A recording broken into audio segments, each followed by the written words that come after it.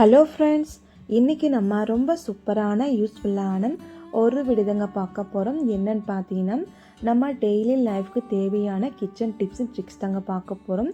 அது மட்டும் இல்லைங்க, உங்கள் வீட்டில் வேஸ்ட்டாக தூக்கி போடக்கூடிய காலி டப்பா தான் எடுத்து வச்சுக்கோங்க. இதை வச்சு உங்கள் வீட்டில் ஒரு 100-200 சொல்லி நீங்கள் மிச்சப்படுத்தலாங்க. வீடியோவை ஸ்கிப் பண்ணாமல் பாருங்கள். டிப்ஸ் நம்பர் 1 டிப்பு என்னன்னு சொல்லி பார்த்துடலாம் வாங்க. ஒரு பிளாஸ்டிக் டப்பா எடுத்து வச்சுக்கோங்க. அதுக்கப்புறம் நீங்கள் பார்த்தீங்கன்னா வாட்டர் பாட்டில் மூடி எடுத்து வச்சுக்கோங்க. மொத்தமாக 6 மூடி போல் எடுத்து வச்சுருக்கீங்க. அதுக்கப்புறம் பார்த்தீங்கன்னா டபுள் டேப்பு எடுத்துக்கோங்க. டபுள் டேப்பு நீங்கள் எடுத்துகிட்டு பார்த்தீங்கன்னா சின்ன சின்ன பீஸாக நீங்கள் கட் பண்ணி எடுத்துக்கோங்க. எதுக்காக நம்ம சின்ன சின்ன பீஸாக கட் பண்ணி எடுத்துக்கணும்னு பார்த்தீங்கன்னா, அந்த பாட்டில் மூடி இருக்கு இல்லையா, அதோட பேக் சைடில் நீங்கள் ஒட்டிக்கலாங்க. பாருங்கள், நான் எப்படி வீடியோவில் காமிக்கணும் அதே போல் சின்ன சின்ன பீஸாக கட் பண்ணிவிட்டு அந்த பாட்டில் மூடி பேக் சைடில் நல்லா நீங்கள் சென்டர் பார்த்து ஒட்டிக்கோங்க. சென்டர் பார்த்து ஒட்டி விட்ட பின்னாடி ஒவ்வொரு மூடிலையும் நீங்கள் ஸ்டிக்கர் ரிமூவ் பண்ணிவிட்டு இந்த டப்பாக்குள்ளே நம்ம ஒட்டிக்கலாங்க.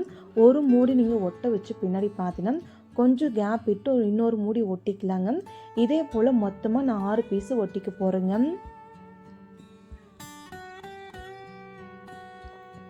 பாருங்கள், மொத்தமாக 6 பீஸு ஒட்டியாச்சு.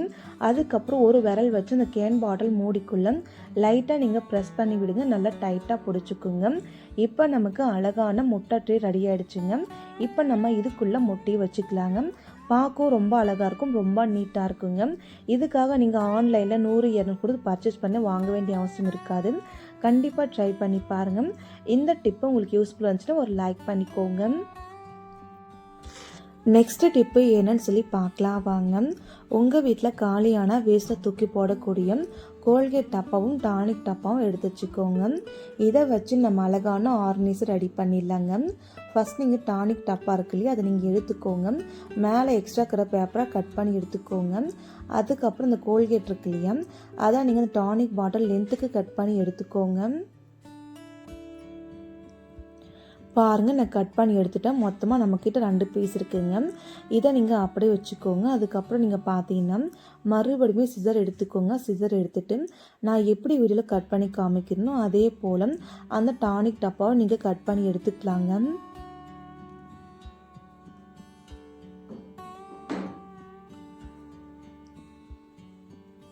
பாருங்கள், நான் கட் பண்ணி எடுத்துக்கிட்டேன். இந்த டானிக் டப்பா நான் எப்படி கட் பண்ணணும் அதே போல் நம்ம கோல்கேட் டப்பாவும் நல்லா நீட்டாக இதே போல் நம்ம கட் பண்ணி எடுத்துக்கலாங்க. கட் பண்ணி நீங்கள் எடுத்த பின்னாடி கீழே இருக்கிற டஸ்ட்டெலாம் தள்ளி விட்டுக்கோங்க. இப்போ நமக்கு மொத்தமாக 2 பீஸ் நல்லா நீட்டாக கட் பண்ணி முடிச்சாச்சு. இதை நம்ம ரெண்டுமே பேக் சைடு பார்த்த மாதிரி ஒட்டிக்க போகிறோங்க. அதுக்காக நீங்கள் பார்த்தீங்கன்னா கம்மு எடுத்துக்கலாம், இல்லைனா டபுள் டேப்பு எடுத்துக்கலாங்க. நான் பார்த்தீங்கன்னா பெவிகால் எடுத்துருக்குங்க. பெவிகால் அப்ளை பண்ணிவிட்டு கொஞ்சம் லைட்டாக கை வச்சு எல்லா பக்கம் பூசி விட்டுருங்க. பூசி விட்ட பின்னாடி அந்த கோல்கேட் இருக்கு இல்லையா, அதை நீங்கள் பேக் சைடு பார்த்தோம்னா நல்லா டைட்டாக ஒட்டி வச்சுக்கோங்க. கரெக்டாக நீங்கள் ஒரே 1 நிமிஷம் போல் நல்லா டைட்டாக பிடிச்சி ஒட்ட வச்சுக்கோங்க. இப்போ பாருங்கள், நல்லா டைட்டாக பிடிச்சிக்கிச்சுங்க. இப்போ இந்த டப்பாவுக்கு நம்ம கலர் பண்ணிக்கலாங்க. கலர் பண்ணுறதுல உங்களோட விருப்பம் தாங்க, எந்த கலர் வேணாலும் நீங்கள் பண்ணிக்கலாம். நான் பார்த்தீங்கன்னா பிளாக் கலர் பெயிண்ட் எடுத்துருக்கேன், பஞ்சு எடுத்துருக்குங்க. நம்ம நார்மல் யூஸ் பண்ணக்கூடிய பஞ்சு எடுத்துக்கும் கொஞ்சம் கொஞ்சமாக நம்ம தொட்டு எல்லா பக்கம் நம்ம கலர் பண்ணியாச்சு. பாருங்கள், நீங்கள் எந்த கலர் வேணாலும் பண்ணிக்கலாங்க, உங்களோட விருப்பம் தாங்க. அடுத்ததான் நான் பார்த்தீங்கன்னா பவுடர் எடுத்துருக்குங்க. கொஞ்சம் மிக்சிங் பவுடர் மாதிரி இருக்குங்க. என்ன மாதிரி பவுடர்னா நம்ம ஐஷெல்லாம் யூஸ் பண்ணுவங்களே கொஞ்சம் மிக்சிங்கில் அந்த மாதிரி பவுடர் நீங்கள் எடுத்துக்கோங்க. அந்த பவுடர் எடுத்துகிட்டு நம்ம பெயிண்ட் எங்கெல்லாம் பண்ணியிருக்கோமோ அங்கெல்லாம் நீங்கள் மேலே கொஞ்சம் கொஞ்சமாக நீங்கள் தூவிடுங்க. இந்த மாதிரி தூவிடுறது எதுக்காகன்னு பார்த்தீங்கன்னா நைட் டைமில் நீங்கள் பார்த்தா நல்லா பல மின்னுங்க, அதுக்காக தாங்க. இப்போ நமக்கு அழகான ஆர்கனைசர் ரெடி ஆகிடுச்சுங்க. அந்த பெயிண்ட்டை அடித்து முடிச்ச பின்னாடி நீங்கள் ஃபேன் காற்றுக்கு நல்லா ஆற விட்டு எடுத்துக்கிட்டுங்க. அதுக்கப்புறம் நமக்கு பென் ஸ்டாண்டு, பென்சில் எல்லாமே போட்டு வச்சுக்க ரொம்ப சூப்பரான ஒரு ஆர்கனைசர் ரெடி ஆகிடுச்சு. நீங்களே பாருங்கள், பேனா, பென்சில், கத்தி எது வேணாலும் வச்சுக்கலாம். ரொம்ப சூப்பராக இருக்கும், பார்க்கவும் நீட்டாக இருக்கும், கீழே எதுவுமே விழுகாதுங்க. இந்த டிப்ஸு யூஸ்ஃபுல்லாக இருக்கும், ட்ரை பண்ணி பாருங்கள். அடுத்த டிப்பு என்னன்னு சொல்லி பார்த்தீங்கன்னா மாம்பழம் தாங்க. நம்ம நிறைய பேர் வீட்டில் குழந்தைங்க இருப்பாங்க. குழந்தைங்களுக்கு மாம்பழத்தை இந்த மாதிரி கட் பண்ணி கொடுங்க. இந்த மாதிரி கட் பண்ணி கொடுத்தீங்கன்னா ரொம்ப ஈஸியாக சாப்பிடுவாங்க. கொஞ்சம் சிரமம் இல்லாமல் கையில் அழகாக பீஸ் மாதிரி கிடச்சிருங்க. ஃபஸ்ட் நீங்கள் மாம்பழத்தை பாதியே நல்லா கட் பண்ணி எடுத்துக்கோங்க. கட் பண்ணியிருக்க பாருங்கள், இது போல் நீங்கள் கட் பண்ணி எடுத்த பின்னாடி அந்த பீஸை நீங்கள் உள்ளங்கையில் வச்சுக்கோங்க. அதுக்கப்புறம் நீங்கள் கத்தி எடுத்துக்கோங்க. உங்களுக்கு எவ்வளோ பெரிய பீஸ் தேவையோ அந்த அளவுக்கு நீங்கள் உள்ளுக்குள்ளே பீஸு போட்டுக்கோங்க. இந்த மாதிரி நீங்கள் பீஸ் போட்டு விட்ட பின்னாடி கத்தியை சைடில் வச்சுட்டு அந்த மாங்காவோட எண்டை 2 சைடு நீங்கள் பிடிச்சிட்டு இந்த மாதிரி நீங்கள் திருப்பி விட்டால் போதுங்க. நீங்கள் கட் பண்ண பீஸ் எல்லாம் ஸ்லைஸ் மாதிரி வந்திருக்குங்க. இப்போ நம்ம அழகாக கையில் எடுத்தாலே போதுங்க. அந்த பீஸ் ஃபுல்லாக ரொம்ப ஈஸியாக வந்துடும். சாப்பிட்றதுக்கும் ரொம்ப நல்லாயிருக்கும். குழந்தைங்க ரொம்ப கஷ்டப்பட்டு சாப்பிடுவோம், இந்த மாதிரி சாப்பிடுவாங்க. குழந்தைங்க மட்டும் இல்லைங்க, பெரியவங்களுமே ரொம்ப ஈஸியாக எடுத்து சாப்பிட்லாம். கண்டிப்பாக ட்ரை பண்ணி பாருங்கள். ரொம்ப ரொம்ப ஈஸியாக இருக்குங்க. இந்த டிப்ஸு பிடிச்சதா ஒரு லைக் பண்ணிக்கோங்க. அடுத்த டிப்பு என்னன்னு சொல்லி பார்க்கலாம் வாங்க. ஒரு ஹேண்ட்பேக் எடுத்து வச்சுக்கோங்க. நம்ம நிறைய பீரியடில் பார்த்தீங்கன்னா ஹேண்ட்பேக்காக இருக்கட்டும், இல்லை குழந்தைங்க போகிற ஸ்கூல் பேக்காக இருக்கட்டுங்க, அந்த பேக்கில் நம்ம ஜிப்பு ஓப்பன் பண்ணி க்ளோஸ் பண்ண என்ன ஆகும்னு பார்த்தீங்கன்னா திடீர்னு ஸ்டாப் ஆகிட்டு இருக்குங்க. அந்த மாதிரி ஸ்டாப் ஆகும்போது என்ன பண்ணுவீங்கன்னு பார்த்தீங்கன்னா அந்த ஜிப்பை பிடிச்சி நல்லா டைட்டாக இழுப்பாங்க. அந்த மாதிரி இழுக்க சொல்லும்போது என்ன ஆகும்னு பார்த்தீங்கன்னா ஒரு சில டைமில் ஜிப்பே பிஞ்சு போயிருங்க. ஜிப்பு பிஞ்சு போச்சுன்னா அந்த பேக்கை யூஸ் பண்ணாமல் ஓரம் கட்டிடுவீங்க. இனிமேல் அந்த மாதிரி பண்ணாதீங்க. ஏன்னு பார்த்தீங்கன்னா இந்த டிப்ஸை யூஸ் பண்ணி பாருங்கள், ரொம்ப யூஸ்ஃபுல்லாக இருக்கும். ஜிப்பு இந்த மாதிரி டைட்டாக இருக்கா, அதுக்கு இந்த டிப்பு பொருள் ஒன்று போதுங்க. அது என்னன்னு பார்த்தீங்கன்னா வேஸ்லின் தாங்க. வேஸ்லின் நீங்கள் எடுத்துக்கோங்க. வேஸ்லின் எடுத்து பேகை மேலே அந்த ஜிப்பு இருக்கு இல்லையா, அந்த ஜிப்பு உள்ளுக்குள்ளே 2 சைடுமே நீங்கள் பார்த்த மாதிரி அந்த ஜிப்பு உள்ளுக்குள்ளே நீங்கள் பூசி விட்டுக்கோங்க.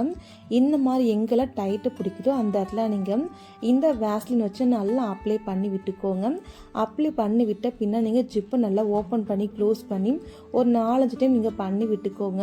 ஆட்டோமேட்டிக்காக அந்த ஜிப்பு டைட்லாம் பிடிக்கும் இல்லையா, அது எல்லாமே இல்லாமல் ரொம்ப நார்மலாக இருக்குங்க. எப்பவும் போல் ஜிப்பை நீங்கள் க்ளோஸ் பண்ணுறதுக்கு ஓப்பன் பண்ணுறது ரொம்ப லூஸாக இருக்கும். கண்டிப்பாக ட்ரை பண்ணி பாருங்கள். இந்த டிப்ஸ் உங்களுக்கு யூஸ்ஃபுல்லாக இருந்துச்சுன்னா மறக்காமல் வீடியோக்கு ஒரு லைக் பண்ணிக்கோங்க. மறக்காமல் ட்ரை பண்ணி பாருங்கள்.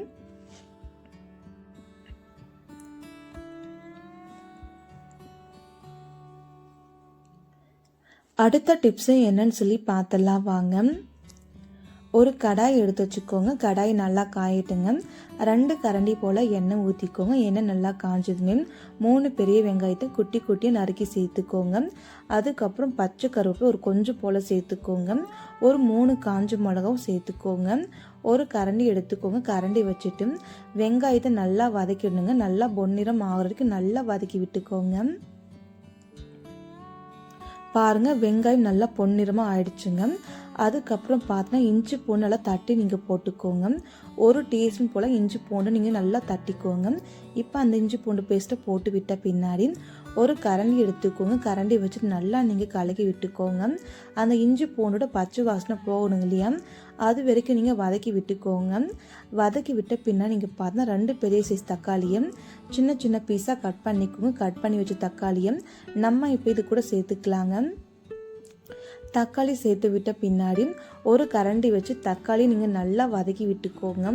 தக்காளியோட பச்சை வாசனை பொறுக்கி வதக்கி விட்ட பின்னாடி மசாலா பொருள்லாம் சேர்க்கலாங்க. ஃபஸ்ட் நீங்கள் மல்லித்தூள் ஒரு 1/2 டீஸ்பூனும், தனி மிளகாய்த்தூள் ஒரு 1/2 டீஸ்பூன், குழம்பு மிளகாய்த்தூள் ஒரு 1/2 டீஸ்பூனுங்க, ஒரு கொஞ்சம் போல் மஞ்சள் தூள் சேர்த்துக்கோங்க. அதுக்கப்புறம் ஒரு கரண்டி எடுத்துக்கோங்க. கரண்டி வச்சுட்டு நம்ம நல்லா வதக்கிக்கலாங்க. இந்த மிளகாய்த்தூள்லாம் சேர்த்துருக்குள்ளேயே அதோட பச்சை வாசனை போர் இருக்கும். நல்லா நீங்கள் வதக்கிக்கோங்க. வதக்கும் போது பார்த்தா கொஞ்சம் லைட்டாக அடி பிடிக்கிற மாதிரி இருக்கும். ஒரு கொஞ்சம் போல் தண்ணி நல்லா நீங்கள் வதக்கி விட்டுக்கோங்க.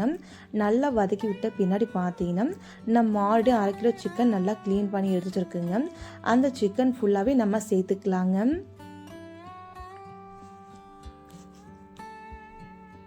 சிக்கன் ஃபுல்லாகவே நீங்கள் சேர்த்து விட்ட பின்னாடி தேவையான அளவுக்கு கல்லுப்பெல்லாம் சால்ட்டு சேர்த்துக்கோங்க. நான் பார்த்தீங்கன்னா 1/4 டீஸ்பூன் அளவுக்கு கல்லுப்பு சேர்த்துருக்கேன். கல்லுப்பு நீங்கள் சேர்த்து விட்ட பின்னாடி மட்டன் மசாலா, சிக்கன் மசாலா, கரம் மசாலா இது எல்லாமே தேவையான அளவுக்கு போட்டுக்கோங்க. நான் பார்த்தீங்கன்னா கரம் மசாலா மட்டும் ஒரு 1/2 டீஸ்பூன் கம்மி தான் போட்டிருக்கேன், ரொம்பலாம் போடலைங்க. அவ்வளோதான் பாருங்கள், எல்லா மசாலா பொருள் சேர்த்தாச்சு. இதுக்கு மேலே இது கூட வேறு எதுவுமே சேர்க்க தேவையில்லைங்க. கரெக்டாக நீங்கள் ஒரு கரண்டி வச்சு நல்லா வதக்கிட்டே இருங்க. கரெக்டாக நீங்கள் 15 நிமிஷம் போல் நல்லா வதக்கிடுங்க. இடையில உங்களுக்கு தண்ணி தேவைப்படுச்சுன்னா ஒரே ஒரு அரை டம்ளர் போல் தண்ணி சேர்த்துக்கோங்க, அதிகமாக சேர்க்காதீங்க. நான் பார்த்தீங்கன்னா மொத்தமாக 15 நிமிஷம் போல் வேக வச்சு எடுத்துருக்கேன். மேலே ஃபுல்லாக எண்ணெய் பிரிஞ்சு வந்துருக்கு, நல்லா டெக்ஸ்சர் கிடச்சிருக்குங்க. நல்லா திக்னஸான கிரேவி நமக்கு கிடச்சிருக்கு. நமக்கு இப்போ சிக்கன் தொக்கு கிரேவி ரெடி ஆகிடுச்சுங்க. கண்டிப்பாக எல்லாருமே ட்ரை பண்ணி பாருங்கள். இந்த டிப்ஸ் இந்த வீடியோ உங்களுக்கு பிடிச்சிருந்தா மறக்காமல் வீடியோக்கு ஒரு லைக் பண்ணுங்கள், கமெண்ட் பண்ணுங்கள், ஷேர் பண்ணுங்கள். Thank you friends. நாளைக்கு பார்க்கலாம்.